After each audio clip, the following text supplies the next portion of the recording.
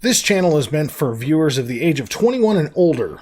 If you are under the age of 21, I caution you at this point because the United States government has passed a Tobacco 21 law to make it illegal for anyone under the age of 21 to actually view this. So, fuck them. This channel also contains adult language, hence the parental advisory at the beginning of this video. So if you don't like cussing, get the fuck on. And finally, this channel is not a sales-based channel whatsoever. I am not a business. I am a private hobby-based product reviewer. I don't care if a product succeeds, fails, sits in the middle. Not my problem. I'm here simply to help the viewers make positive decisions in what they're going to spend their money on. I don't give a shit about sales. Y'all have a good one.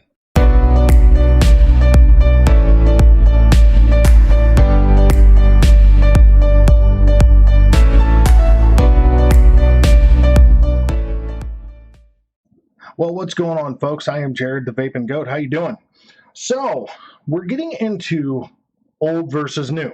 So, 2017, I actually want to say, we came out with this bad boy, the 41 millimeter Steam Crave Aromamizer Titan. And I'm sorry about that mic bump there.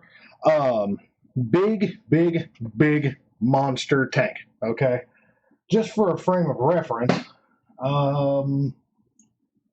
Well, here, you know what? We'll use this because this has to come off anyway. So let's just take this big old tank off. Okay. The Vape Intake Dual, which is a 26 millimeter tank compared to this big son of a bitch, which looks like a Folgers can. And don't take that as a degrading remark towards the device because honestly, the Steam Crave Aromamizer Titan is probably hands down one of my favorite tanks. Impractical for many, but still one of my personal favorite tanks. But what we're looking at isn't the tank, because I reviewed the tank in January or February of 2018.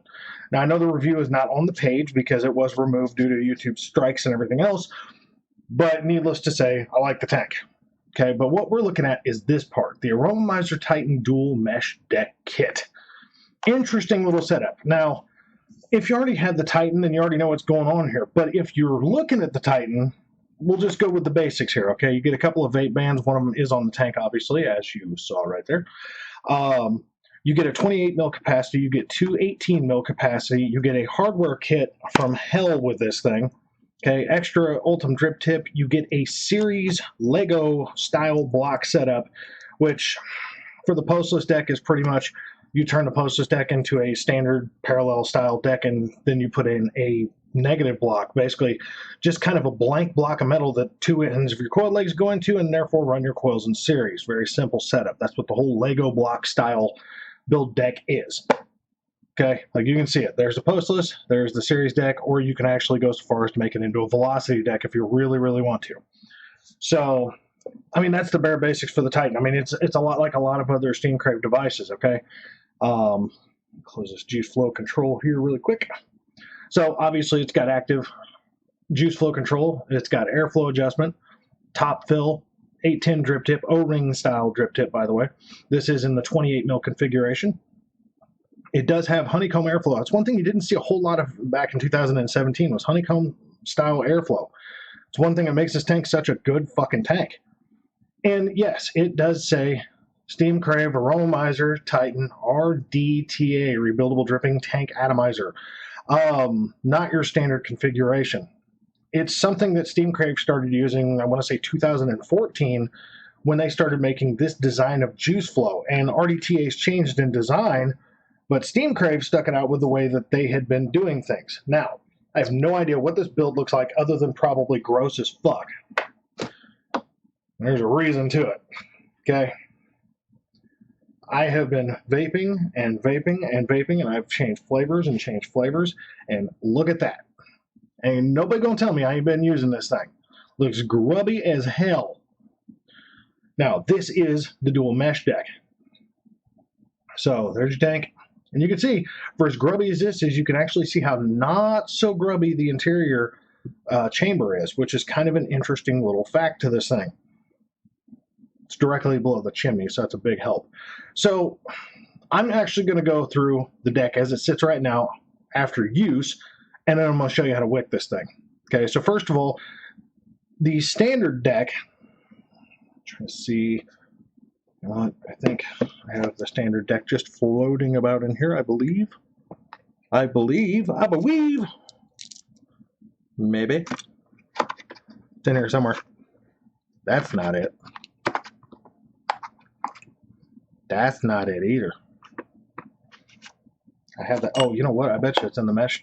I bet you it's in the mesh box because I'm an idiot. I would almost put money that it's not in the mesh box. Well, I'll have to find it. Yeah, I've apparently misplaced the post list deck because I'm an idiot. So, yeah, so basically you get a chamber reducer here, okay, to actually aim the air and get it closer to the mesh first and foremost. That does remove, okay, and then you get clamps on both sides for both pieces of mesh. So that's the simple part of this. I mean, it's all pretty simple, to be honest. Yes, you can see some pitting here. It is what it is. So we're going to put this on top of the Titan mod. Da, da, da, da. Yes. Oh my goodness. Thread, baby. Thread. Do your job. Now the kicker, first and foremost, that you must do is that preheating mesh is kind of an interesting ordeal. Because if you do it wrong, you fry the living shit out of the mesh. And let's not play the game of let's fry the hell out of the mesh. Not a good not a good game to play here, okay? So the first thing that you always want to do is you want to turn your wattage way down. Now with this, it's variable voltage, as you can see. Yeah, 35 watts should be fine. So obviously you see the mesh packaging. You see where the excuse me, the reducer goes. You can see where the deck goes. The mesh that I have in here right now is the stainless steel 16 by 6.8 millimeter. It says pulse at 20 watts, so we'll probably take that advice. And then vape at 60 to 80 watts. Now that's per piece of mesh. I'll explain why there's an importance to saying per piece of mesh. The other goodies that you get is that you get extra grub screws. You do get extra mesh, which got to kind of get out of there. It's a little stuck. You also get a Canthal A 1.15 ohm 16 by 6.8 millimeter pulse at 40 watts, 80 to 160 watts. Now, I have been actually vaping the stainless mesh at 130 watts easy. Okay, and then, of course, you get the aglet style cotton, goes underneath, and then you get the whole builder guide thing, but we don't really need that because we're going to talk about this whole little setup. And then the magical little component here is your jig. Now, like with the Aromamizer Plus V2, with the mesh deck for that, it's a slot cut, okay? So it's basically meant to sit on the deck and then give a gentle turn, kind of a gentle twist, and make sure that you've got a good rounded mesh setup. So let's get this grubby, nasty bit out of here, because like the cotton really isn't terrible except for right there. So I'm going to cut this. There's my tweezers. Let's get that out of here because that's grubby. All right, look at that. Boom, simple. You can see it's got pretty solidly wide juice ports here. And the juice port goes all the way the hell over to here and then all the way over to here as far as where your wicking ports are. Okay. And it has very, very sizable juice ports themselves. So we are at 2.5 volts, comes in at 20.1 watts. Now, this is gentle pulsing, guys. If you've never messed with mesh before, very, very, very gentle pulsing. If you do heavy pulsing of any kind, for one, yes, it will burst into flames. For two, though, the more disturbing fact is that the mesh will literally cook itself and break. That mesh starting to heat up just a bit. We're just going to take our brush and just very, very, very gently brush it.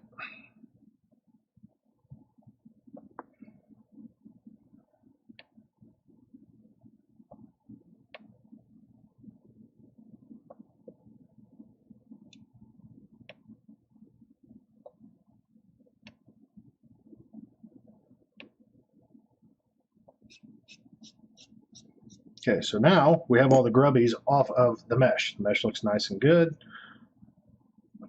Only thing you want to do is just kind of go through and make sure, like you can see, part of my mesh got kind of bonked. I'm going to take that and just readjust. It's a beautiful thing how you do this. You round it with this side initially, and then you come back through and you finish rounding it out by basically setting it on there and getting it where it needs to be, like so. Very simple. Now, with mesh decks, one thing that I have learned is that, truth be told, always check the grub screws. Every time you re-wick, always double check your grub screws, because there's so much heat transference with mesh decks that there tends to be grub screws that tend to want to loosen up. This one, as of yet, I haven't had one loosen up on me. So that's a cool, cool thing. So, wicking this beastie. It's, okay, first of all, there's going to be people with the fear, oh my God, I do not want to dry hit with mesh. Okay, well, sorry, I kind of had to shift over here for just a second. I want you to take a look very closely at this, okay? Kind of hard to see with the mesh on it, but you can see where the peak insulator is. It's here, and then it wraps around, and then disconnects with this weird horseshoe. This is set up just like the Aromamizer Plus V2 series deck. So this is actually a series deck, okay? So that's why you're going to get a 0.15, 0.16 mesh that ohms out with both pieces of mesh in there at a 0.3 or a 0.31, okay? Because it's basically stacking it for series. So yeah, you can get a higher wattage vape out of this thing. No problem. Now, let me see if I got the right size cotton or if I got to peel a little bit away, because I always like to use my own cotton. I don't like to sit there and use, you know, the cotton that comes with devices. I'd like to use my own stuff and have my own objective opinions, as always, because I'm an objective person. Try to be, anyway.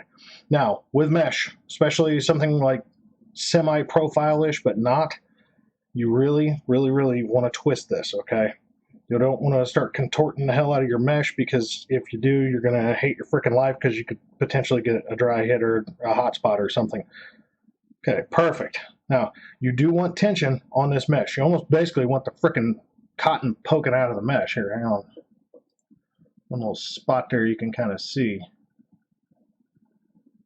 Let's get up close. There you go. See, you can kind of see the fuzz poking through. That's how you know you got a good amount of cotton pressure inside of your mesh.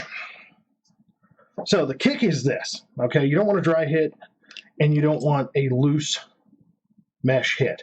What I've been doing is very, very, very simple, okay? You have a line here for the reducer, and then you have your O-ring. Just kind of pick a spot right in between those two, best you can. Just cut. As my lock on my scissors tries to engage. Totally, totally fun. And yeah, there's a lot of wicking. There's going to be some trimming involved. Okay, now we're going to fluffy, fluffy, fluff, because I promise you, we are not going to use all this cotton. You never do with a mesh device. You just never do. So fluff, fluff, fluff, fluff, fluff. And see, like you can already see that the one side's longer than the other. So first foremost, cut the whole bottom, like, nugget out of here, okay? Just get that shit out of here.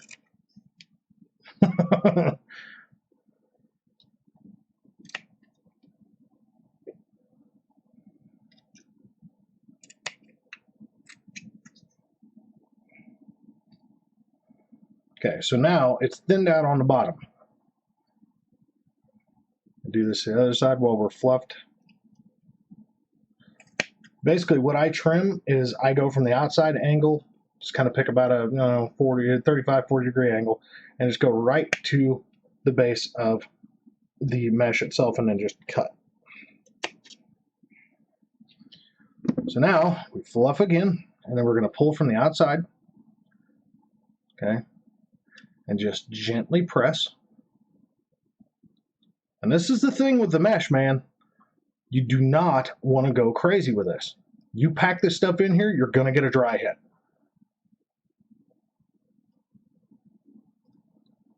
You want this freaking loose, okay? I'm not kidding you. Not like flopping about and just doing all sorts of dumb shit.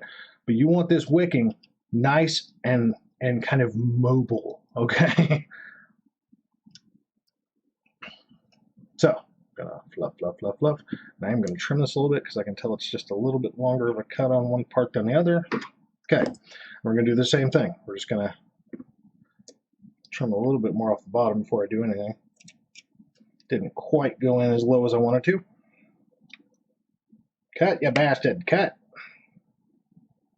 Okay, so we're cut at that little bit of an angle. Now you just go from the outside, gently place the wicking on the outside edges. Okay, and then just bring the center in. And again, if you get too much, like, you know, the potential for having just a touch too much cotton, like right here, I got a little too much on this side. Just cut the shit, okay?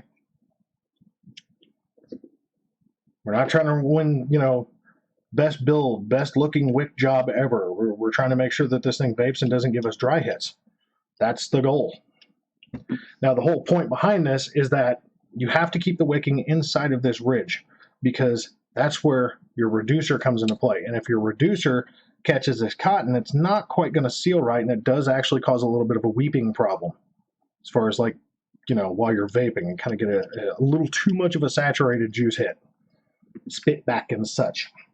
And you have to keep your cotton pushed back in the juice well, both sides, because again, your reducer is going to come right in here and kind of be all up in your business. So I have to go off camera with my juice. Actually, no, I don't. So before you dry fire for your bed in, make sure that you fully saturate that mesh. Now, what I'm vaping here is a strawberry cheesecake, so do not talk about Fight Club.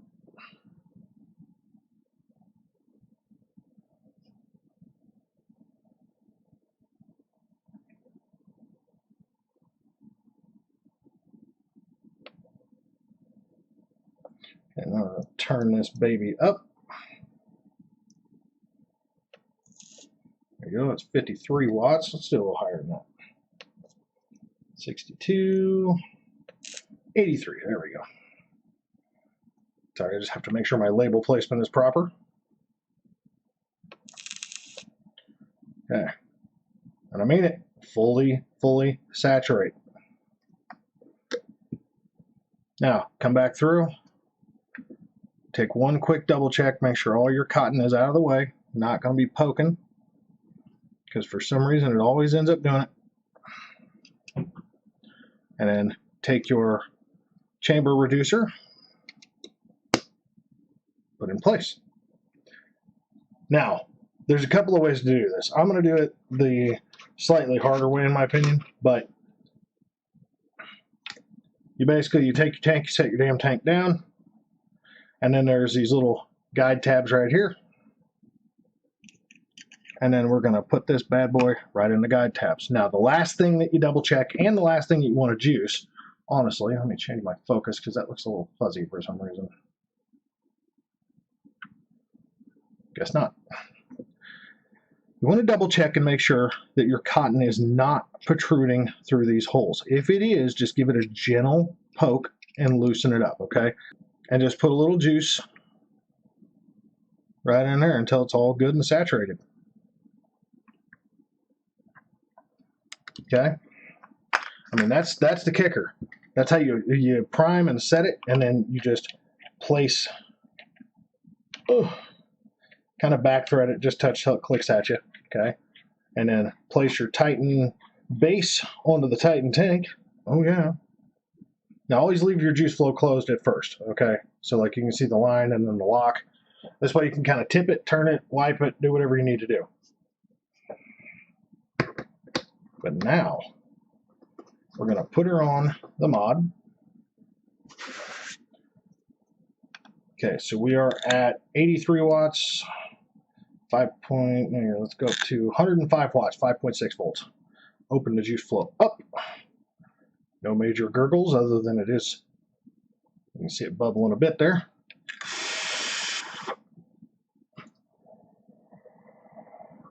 So let's go up top, and we're going to talk about this Titan dual mesh deck. All right, folks?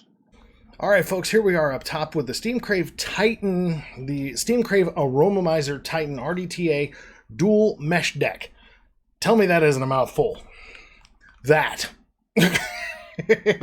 Now, I felt like a total jackhole because I thought I misplaced the original postless deck. I actually grabbed the wrong box because I have multiple Titans. And Steam Crave was very kind to send me a new Titan with this dual mesh kit, which I was not expecting, so thank you very much for that. But I grabbed the wrong box. I grabbed the box for my black one. Here's the box for the stainless one. There's the postless deck. Now I'll zoom in just so you guys get the idea, okay? For anybody who actually hasn't... Oh, God, that is the wrong button. Nobody wants to see me up that close, I promise. So, basically, what you're looking at there, for those who have not seen this build deck, you got the top and the bottom holes right there are the post holes for your grub screws, and then these are for the Lego block. Simple enough. Now, I mean, to give anybody a point of focus here is... It's kind of funny I said that, pun intended, I guess. To give anybody a point of focus, this build deck is 28 fucking millimeters. So this build deck is bigger than most people's RTAs are in diameter. It's about as big around as a bubble glass on a 25. So this is a big sucker. So for the coil side of things, it's awesome. But how is the mesh side? Now, we saw, I'm at like half battery, but it doesn't matter. It's not like it's a mech. I will... focus here. Now you'll see me hit the fire button, look right below the 0.3. Shows at 89.6. Okay, so we're gonna bump this up to 6.2. Fuck it. 6.4. That's 128 watts. This is fresh off the table, folks.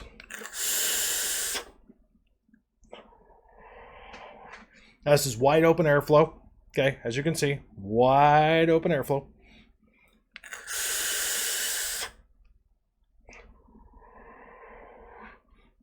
Now, I talked to a person who does early release stuff and gets his hands on as much pre-order stuff as he can. And I can tell you right now, he's been vaping on his around 200 watts. So this thing will definitely do it. I believe he's using the Canthal, but he may be using the stainless. I actually forgot to ask him that. But there's juice flow wide open, airflow wide open. One more hit. Man, that's a lot.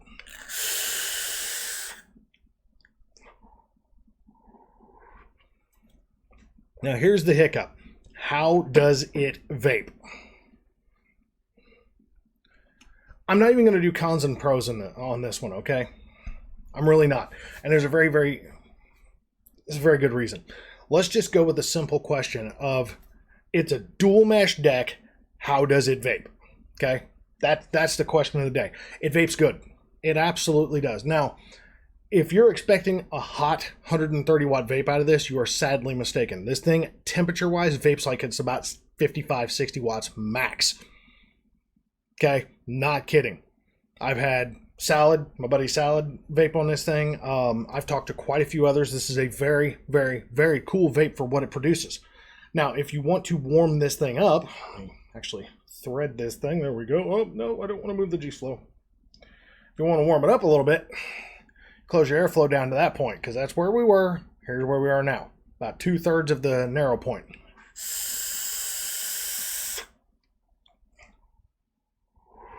Downside to that is that it does make the tank get a bit noisier. I prefer it wide open myself, even though it is kind of like breathing.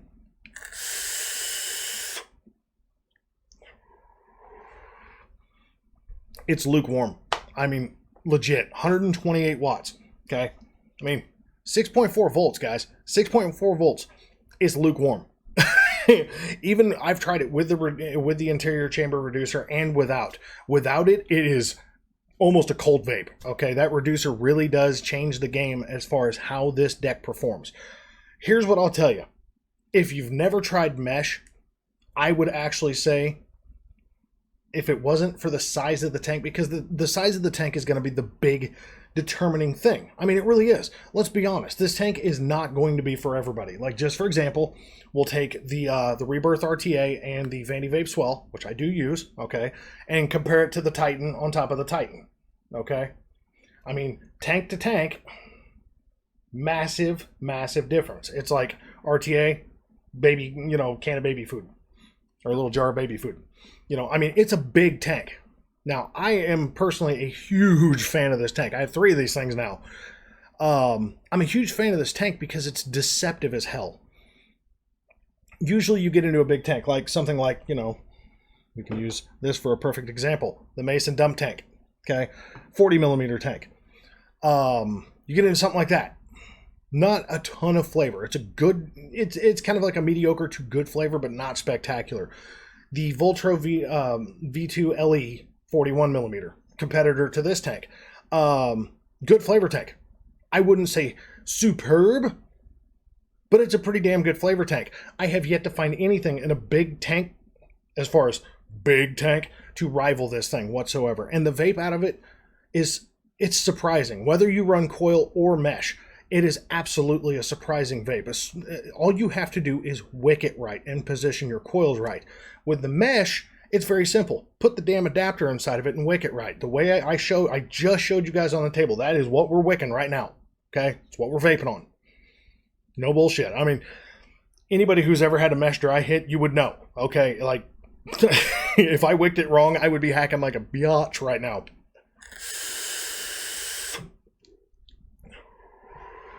The only thing that I will say is this. A mesh vape is very different from a standard, you know, coil vape. The reason being is the saturated level of the vapor, okay? There's still flavor. There's absolutely flavor. I will not take that away at all because I do think it's a very flavorful build deck for this tank. What level would my preference go to? I would still say go with the standard postless deck. I really would. I truthfully would. And it's because you can change your coil height, you can change the amount of wicking a lot differently, you know, and I know that sounds weird, but it's the truth because it depends on the diameter of coil you put in it. I mean, there's a lot of versatility to putting regular coils into it in comparison to doing mesh, okay? But the bonus for this, for an RTA, every single time that I have touched a mesh RTA, I have fouled it up in some fashion. If not on the first wick, on the second or the third wick. I have fouled it up every damn time, without fail. I have yet to screw this one up. This one is just stupid easy to wick. It really is. I mean, you can overwick it and still get flavor. It's kind of a drier vape, and you'll definitely notice it, which is a very, very telltale indicator that, okay, I need to thin this up a little bit. But you still get flavor out of it. You don't get that dry hit. Now, I'm sure if you stuffed just an absolute buttload of cotton in there, you'd get a dry hit out of it. But if you do like I did down on the table, you're going to get a good vape out of it. I don't know how else I can put it. Would I recommend the mesh deck? Yes, and here's why. For somebody who wants something that's going to be easy to wick, okay, because legit, all you got to do is follow what I just did down below. You will not have a problem. Something that's very simple to build, okay, because you're legitimately just basically bending 2 pieces of mesh around that rod and then setting them in the clamps, tightening the clamps, and then just making sure they stay rounded, and then you wick it. It's simple to rebuild, okay? Simple to build on, simple to wick.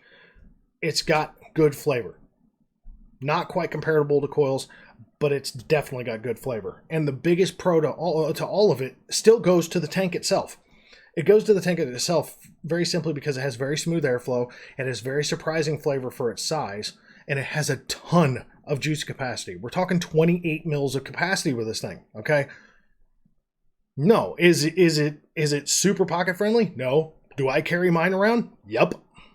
I've been vaping on this thing for, what, I think 11 days now? I'd have to go back and look at the date for sure, but I mean, I'm really just reviewing the build deck at this point, but it comes down to, I legit carry 2 of these around with me when I'm not doing a bunch of different other review stuff. So it really comes down to your preference. Do I want a big ass tank or not?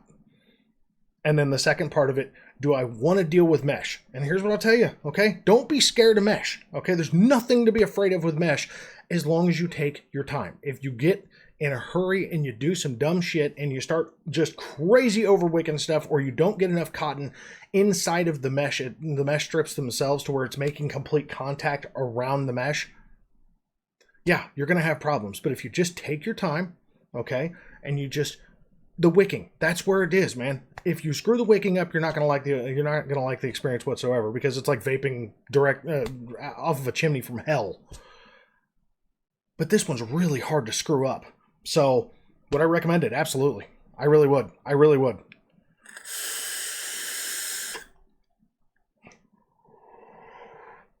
It's just, it's a damn surprising vape. And for 130 or 128 watts, it's very, very surprising.